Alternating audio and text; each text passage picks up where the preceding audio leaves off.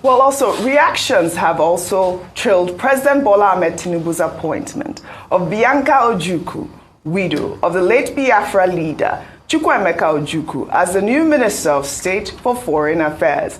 Binaca, who was born to a former governor of the old Anambra State, Christian Ono, has had an illustrious diplomatic career, serving as Nigeria's ambassador to Spain from 2012 to 2015 and as the country's permanent representative to the UN Tourism Organization. She has also held key positions in various national committees and has received several awards for her contributions to diplomacy, business, and charity. Despite her achievements, a cross-section of Nigerians have expressed the view that her appointment may be political. Well, let's take some reactions. This is from Deepo, who wrote, President Tinubu used one stone to kill 3 birds with the appointment of Binaca Ojukwu. She has held a similar role previously and did a decent job. Second, this should further unite the country. Third, it might win some folks on his side. From her zone,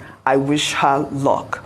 Well, legendary Joe wrote, the beauty queen, diplomat, lawyer, business mogul, politician, and now Minister of Foreign Affairs State, Binaca Olivia Odumegu Ojukwu.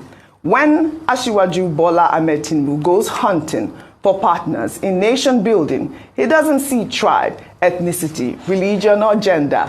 Round pegs in round holes. Period.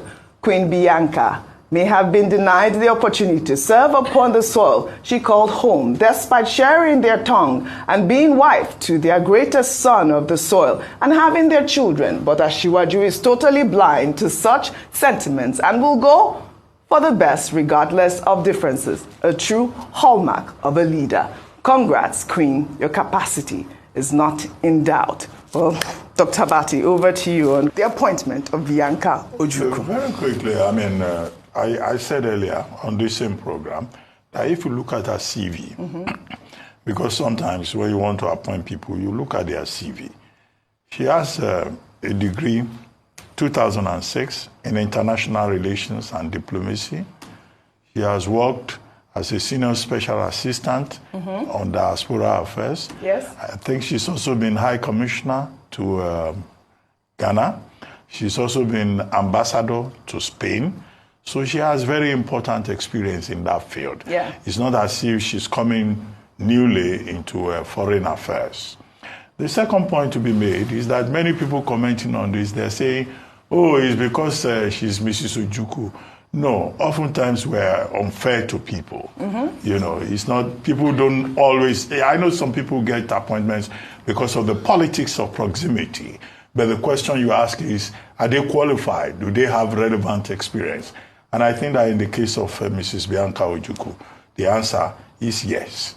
Now, number 3 is that appointment is a very strategic one at a time when Nigeria is trying to engage the world. Yes. And I was trying to explain that portfolio. That in the Ministry of Foreign Affairs, you have the Minister of Foreign Affairs.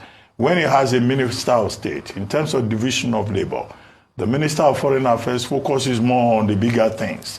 But the Minister of State for Foreign Affairs, at least in our time, you know, the main assignment is to look at things like ECOWAS, look at African Union, look at all these development organizations with which Nigeria has relations at a multilateral level. So it's a lot of work.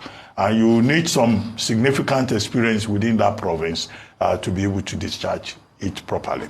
So I think that the onus now, the ball is in the court of Mrs. Ojukwu to prove herself, to prove those skeptics who say, oh, it's because she's Mrs. Ojukwu, and to let them know that, no, it's not Mrs. Ojukwu. This is Binaca Ojukwu, who just happens to be Ojukwu's wife.